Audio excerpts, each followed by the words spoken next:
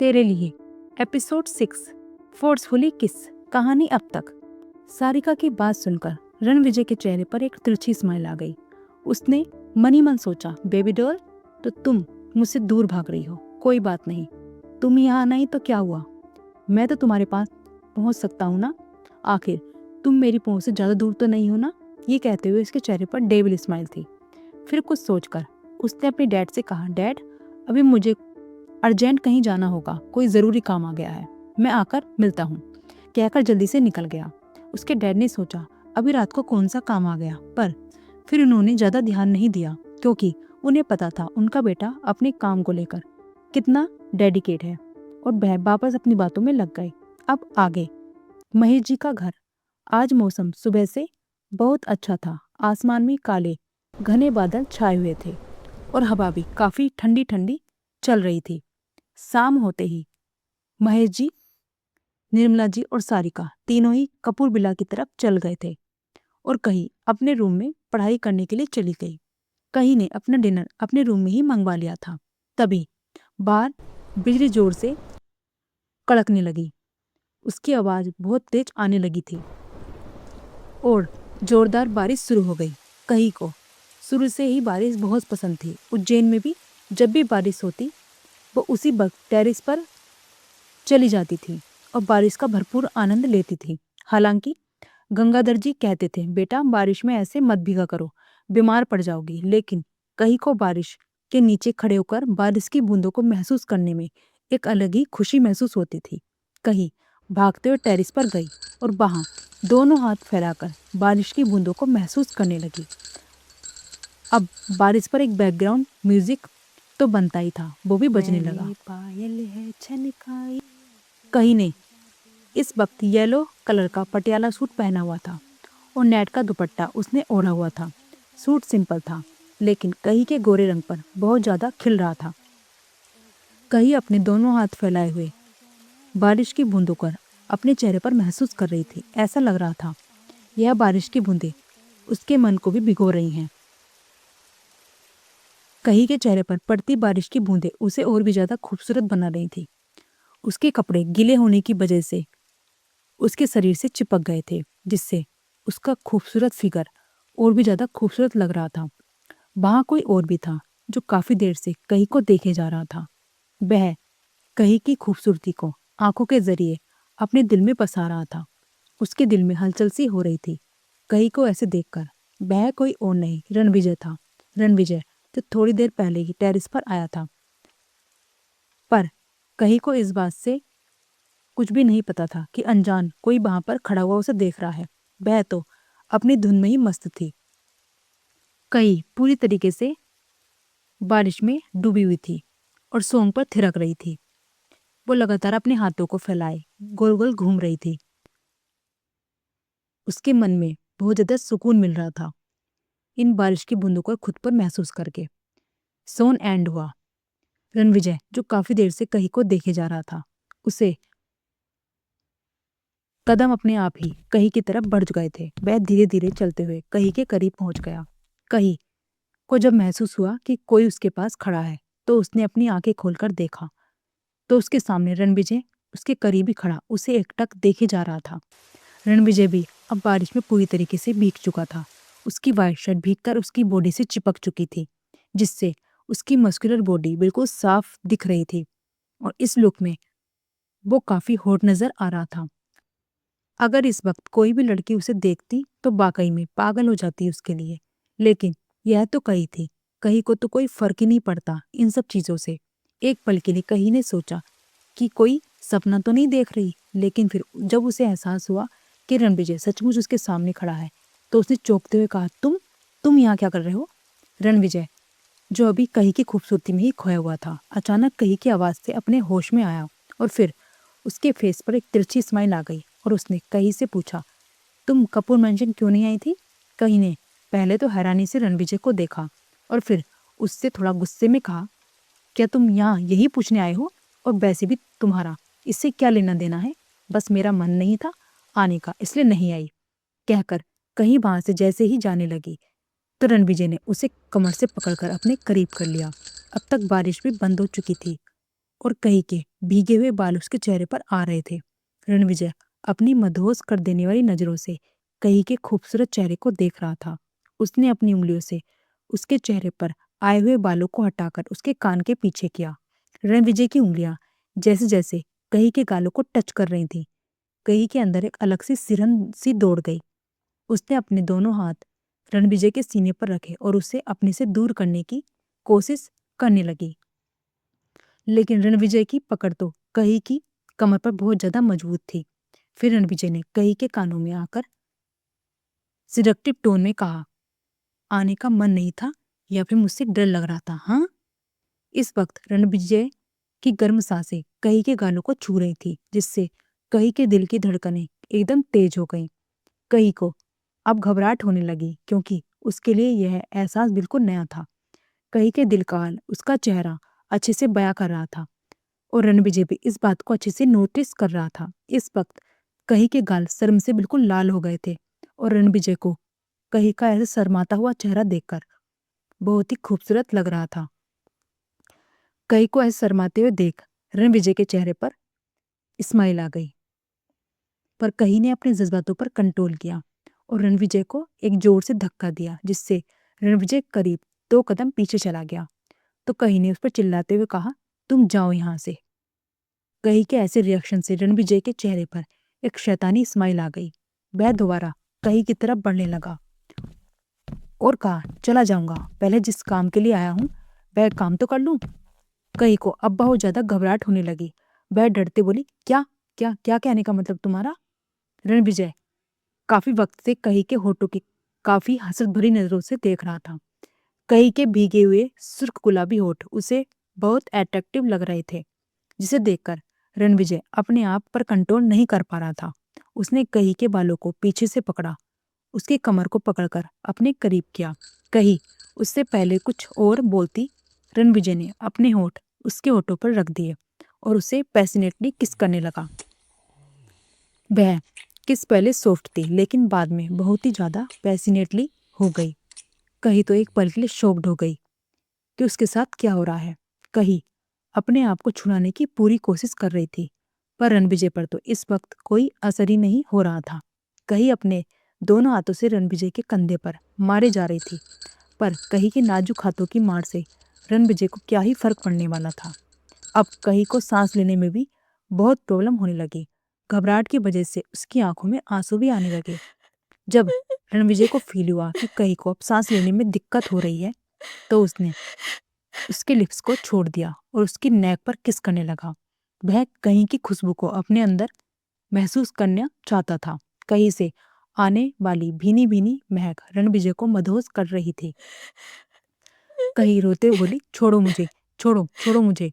पर रणविजय पर तो जैसे एक जुनून सवार था। रणविजय ने कहीं की नेक पर किस करने के साथ बाइट भी कर दिया, जिसकी कहीं की चीख निकल गई, आह। पर रणविजय उससे दूर होकर एक शैतानी स्माइल के साथ कहीं को देखने लगा। कहीं की आंखों से गुस्सा और दर्द के कारण आंसू बह रहे थे। रणविजय ने कहीं के होठों पर अपना अंगूठा फेरते हुए कहा, सी यू सून स्वीटहार्ट, और कहकर वहां से चला गया। कहीं को ऐसा महसूस हो रहा था जैसे उसके पैरों में जान ही ना हो। वो अब बोल से अपनी पीठ टिकाए वहीं पर बैठकर रोने लगी। कहीं को बार बार रणविजय का अपने करीब आना याद आ रहा था, जिसकी वजह से उसका रोना बढ़ता ही जा रहा था। उसे ऐसा महसूस हो रहा था जैसे उसके साथ बहुत ज्यादा गलत हो गया हो, और ये था भी, क्योंकि पहली बार किसी लड़के ने उसे इस तरीके से छुआ था। कहीं काफी देर तक वहां ऐसे ही बैठी रोती रही। फिर उसने अपने आप को जैसे तैसे संभाला और अपने रूम में लौट आई। उसने अपने कपड़े चेंज किए और आकर बेड पर लेट गई। उसकी आंखों से काफी देर तक आंसू बहते रहे, और ऐसे ही उसे कब नींद आ गई उसे पता ही नहीं चला। फ्लैशबैक।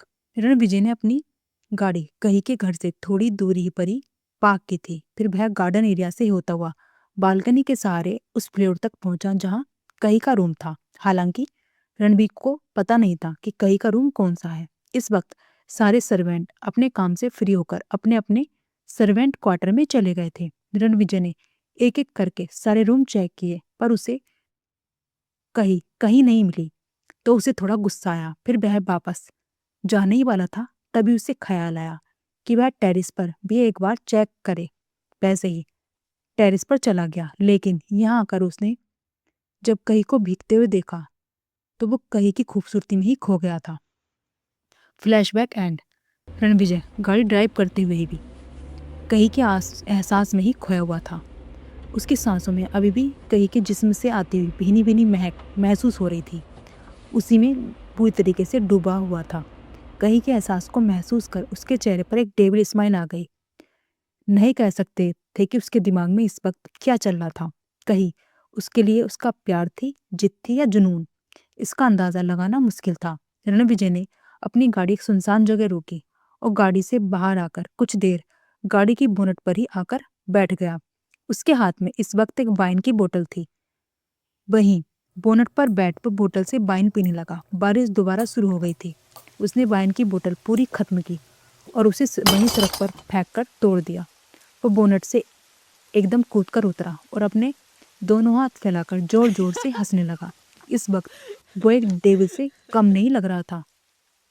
फिर वो उसी पोजीशन में जोर से बोला, तुम मुझसे दूर नहीं जा सकती कही, क्योंकि मैं तुम्हें कभी अपने से दूर जाने ही नहीं दूंगा। आज तक जिस चीज को मैंने चाहा उसे मेरा होना ही पड़ा।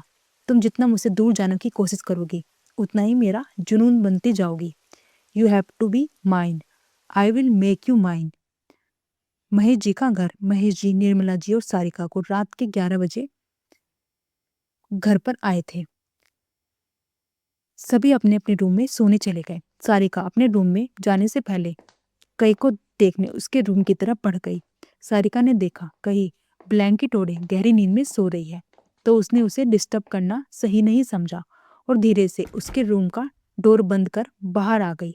दूसरे दिन सुबह जब कई काफी देर तक नीचे ब्रेकफास्ट के लिए नहीं आई, तो निर्मला जी खुद कही को देखने उसके रूम में गई। निर्मला जी ने जब कही के रूम में जाकर देखा तो वो अभी तक सो रही थी। निर्मला जी को थोड़ा अजीब लगा, क्योंकि कही कभी इतनी देर तक नहीं सोती थी। निर्मला जी ने उसके पास आकर उसके फेवरेट को छूकर देखा तो कही को इस वक्त काफी तेज फीवर था। निर्मला जी के पीछे पीछे ही सारिका भी आ गई थी। उसने रूम में आते पूछा, मोम क्या हुआ कही, अभी तक जागी नहीं? तो निर्मला जी ने परेशानी से कहा, सारिका डॉक्टर को फोन करो, कही को काफी तेज फीवर है। निर्मला जी की बात सुनकर सारिका कही के पास आई और उसने भी कही का फोरहेड टच करते हुए देखा और कहा, मोम वाकई में कही को बहुत तेज फीवर है। कहकर उसने जल्दी से अपनी फैमिली डॉक्टर को फोन किया और उन्हें जल्द से जल्द अपने घर आने के लिए कहा। फीवर की वजह से कही का चेहरा बिल्कुल लाल हो गया था। निर्मला जी ने जल्दी से मेड से ठंडा पानी और पट्टी लाने के लिए कहा। मेड जल्दी से ठंडा पानी और पट्टी ले आई। जब तक डॉक्टर पहुंच नहीं गए तब तक सारिका कही के माथे पर ठंडे पानी की पट्टी रख रही थी। थोड़ी देर में डॉक्टर पहुंच गए और उन्होंने कही का चेकअप कर ट्रीटमेंट शुरू कर दिया। डॉक्टर ने कहा, मुझे लगता है ये बच्ची कल बारिश में भीग गई थी, इस वजह से इसे फीवर हुआ है। वैसे मैंने इंजेक्शन दे दिया है, जल्दी ही इनका फीवर उतर जाएगा और ये कुछ मेडिसिन लिख कर दे रहा हूँ, जिसे खाने के बाद दे देना। कहकर डॉक्टर वहां से चले गए। सारिका ने कही को अच्छे से ब्लैंकेट उड़ा दिया और उसके सिर पर प्यार से हाथ फेर उसके फोrehead पर किस किया और अपने रूम में आ गई। आज वो ऑफिस की छुट्टी करने वाली थी ताकि पूरा दिन वो कही का ध्यान रख सके। इंजेक्शन की वजह से कही का फीवर शाम तक उतर चुका था। कही की नींद शाम के 6 बजे के करीब खुली। तभी सारिका भी कही को देखने उसके रूम में आई तो देखा कही जाग गई थी। सारिका ने आते ही कही से उसकी तबीयत के बारे में पूछा। कही ने अपनी कमजोर आवाज में कहा, दी मेरी तबीयत अब बिल्कुल ठीक है, मुझे वॉशरूम जाना है, क्या आप मुझे वहां तक छोड़ सकते हैं? सारिका ने कहा, हाँ कही, चलो मैं तुम्हें वॉशरूम तक छोड़ देती हूँ। फिर धीरे धीरे कही को सहारा देकर उसे वॉशरूम तक ले आई। कही ने अपना फेस वॉश किया और जब कही ने अपने फेस को मिरर में देखा तो उसे अपने गाल बहुत ज्यादा लाल दिखाई दिए और अपने गले पर भी लब बाइट नजर आई। उस लब बाइट को देखकर उसे कल रात की सारी बातें याद आ गई, जिस कारण से उसकी आंखों में एक बार फिर से नमी आ गई। कही ने अपने बालों को थोड़ा आगे किया ताकि वह लब बाइट छिप जाए। वह नहीं जानती थी कि सारिका उस निशान को देखे। कही को वॉशरूम में छोड़ने के बाद सारिका वहीं बेड पर बैठ गई। तभी उसका फोन रिंग करने लगा। उसने देखा रुद्र का कॉल आया था। उसने कॉल रिसीव किया तो सामने से रुद्र ने कहा, हाय सारिका, तुम्हें याद है ना कि आज शाम को हम मिलने वाले हैं, तुम आ रही हो ना? तो सारिका ने कहा, नहीं रुद्र, मैं नहीं आ सकती, आज कहीं की तबीयत ठीक नहीं है, इसलिए मैं उसी का ध्यान रखने के लिए घर पर रुकी हूँ। रुद्र ने थोड़ा परेशान होते हुए पूछा, क्यों, क्या हुआ माही को? जिस वक्त रुद्र सारिका से बात कर रहा था उस वक्त रुद्र रणविजय के साथ में उसी के कैबिन में बैठा हुआ था। कही का नाम सुनते ही रणविजय का ध्यान रुद्र की बातों की तरफ चला गया, लेकिन उसने ऐसे जताया जैसे वह कुछ नहीं सुन रहा। सारिका ने कहा, उसे फीवर हो गया था, वैसे अब उसकी तबीयत ठीक है और डॉक्टर ने दवाई दे दी है, लेकिन फिर भी उसे थोड़ा रेस्ट की जरूरत है। हम लोग कल मिलते हैं ना, शाम को, ठीक है? तो रुद्र ने कहा, ठीक है, कही का ध्यान रखना, ओके बाय, कहकर उसने कॉल डिस्कनेक्ट कर दिया। सारिका ने मेड से कहकर सूप मंगवा लिया था और अब वह कही को सूप पिला रही थी ताकि वह उसे मेडिसिन दे सके। कही ने नानुकुर करते करते सूप पी लिया और फिर सारिका ने उसे मेडिसिन दी और कहा, अब तुम आराम करो और अगर किसी चीज़ की ज़रूरत हो तो बता देना, और उसे ब्लैंकेट उड़ाकर सुला दिया। मेडिसिन के असर से कही अब गहरी नींद में सो चुकी थी। तो क्या करेगा रणविजय कही की तबीयत को खराब सुनकर? और क्या अब दोनों मिलेंगे आगे या नहीं? कही क्या बहाना करेगी रणविजय से ना मिलने के लिए? जानने के लिए बने रहिए हमारे चैनल पर द साइलेंट इंक पर, हमारी स्टोरी तेरे लिए के साथ, मेरे कही के साथ। आई होप आपको स्टोरी पसंद आ रही है, सो प्लीज़ सपोर्ट करें। अगर आप चाहते हैं स्टोरी आगे भी कंटिन्यू रखें तो प्लीज़ लाइक करें, शेयर करें, सब्सक्राइब करें, बेल आइकन को प्रेस करें, जिससे कि जब भी हम अपने एपिसोड को अपलोड करें आपको तुरंत नोटिफिकेशन आ जाए। आपको डेली एक एपिसोड ज़रूर मिलेगा। Thank you.